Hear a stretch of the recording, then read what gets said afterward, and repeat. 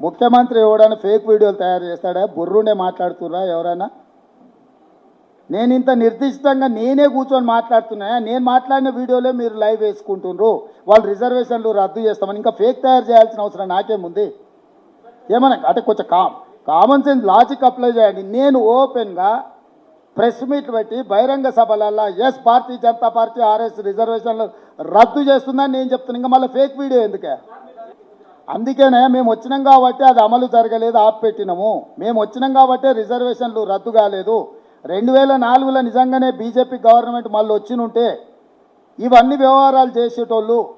ఈయన వచ్చిన తర్వాత చాలా విషయాలు చేసిండు. ఇప్పుడు అందుకే ఎప్పుడు కూడా బీజేపీ కానీ జనతా పార్టీ కానీ ఎందుకు చేయలేదంటే వాళ్ళకి ఏ రోజు కూడా అబ్సల్యూట్ మెజారిటీ లేదు. కూటమిల కుంపటిలో వాళ్ళకి చేయడానికి అవకాశం రాలే. ఈరోజు 400 సీట్లు వస్తే చేసేద్దామని 8 రాష్ట్రాలలో రాష్ట్ర ప్రభుత్వాలను కూల్చేసి వాళ్ళ ప్రభుత్వాలను ఏర్పాటు చేసుకున్నారు. సో ఈరోజు వాళ్ళు క్రిస్టల్ క్లియర్గా సింగిల్ పాయింట్ ఎజెండాగా ముందుకెళ్తున్నారు. రాజ్యాంగాన్ని సవరించాలి, రిజర్వేషన్లను రద్దు చేయాలి. ఇది ఒక్కటే ఎజెండా. ప్రజలకు నష్టమవుతుంది. దళితులకు, గిరిజనులకు, బలహీన వర్గాలకు 100% నష్టమవుతుంది. ఎట్లుంటుందో ఎదుర్కొంటా. నేను అదే చెప్పిన. ఒక ఆయనకు అనుభవం ఉంది, 10 ఏళ్ళు గట్లనే చూసిండు కదా, ఆయనను అడుగురు అని చెప్తే ఆయన కన్సల్టెంట్గా పెట్టుకోండి అని సజెషన్ చేస్తున్న వాళ్ళకు. ఇట్లనే బెదిరిస్తే ఏమైతే చివరికి ప్రజలు ఏం తీర్పిస్తారు? తెలంగాణ ప్రజలు. ఇది నా మీద దాడి కాదు, తెలంగాణ ప్రజల మీద దాడి, దళితులు గిరిజనుల మీద దాడి. నేనేం నా సొంత ఎజెండా లేదు, నా సొంత మేనిఫెస్టో లేదు.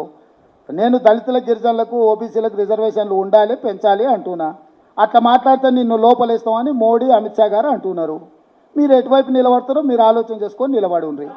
वो झूठ बोलने में यूनिवर्सिटी लगा है. वो यूनिवर्सिटी में जो विद्यार्थी पास होकर डॉक्टरेट लेकर निकलते उसमें वाइस चांसलर है नरेंद्र मोदी जी, रजिस्ट्रार है अमित शाह भाई, और बाकी के लोग लेक्चरर्स है, कुछ स्टूडेंट्स है.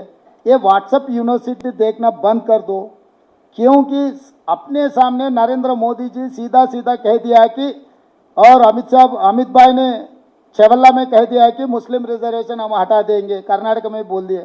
आप बोल रहे चंद्रबाबू नायडू जी हम लागू करने वाले 4% मुस्लिम रिजर्वेशन. अब इसमें दो अंतर, आंध्र प्रदेश के भारतीय जनता पार्टी नेता लोग बोलना है, इसके जवाब वो लोग देना है. वो लोग साफ कह रहे, साफ हमला कर रहे संविधान के ऊपर. संविधान को बचाने का जिम्मेदार हम लिए, रिजर्वेशन बचाने का जिम्मेदार हम लिए. तो मैं इतना आधार दिया हुआ हूँ. अभी इसके जवाब दो. बोलो.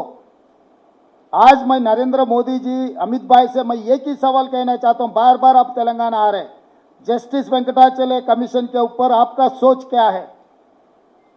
वाजपेयी जी जो 2000 फरवरी 22 years कॉन्स्टिट्यूटेड जस्टिस वेंकटाचलय कमीशन,